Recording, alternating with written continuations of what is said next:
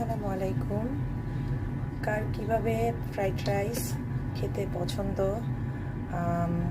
Comments করে জানাবেন।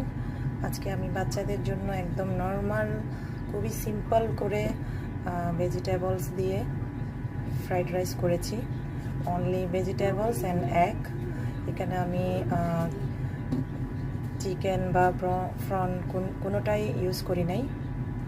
তো আমার এইভাবেই খুব সিম্পল ফ্রাইড রাইসটা খুব ভালো লাগে। তেল কম করে, অনেক তেল চুপচুপে করে দিয়ে যে ফ্রাইড রাইস করা হয় সেটা আসলে খেতে পারি না। তো আমি এভাবেই করি এবং এই ফ্রাইড রাইসের সাথে আমি সাধারণত নর্মালি চিলি চিকেন করি অথবা বিফ অনিয়ন করি। আপনাদের কার কীভাবে ফ্রাইড রাইস খেতে ভালো লাগে কমেন্টস করে জানাবেন। ধন্যবাদ।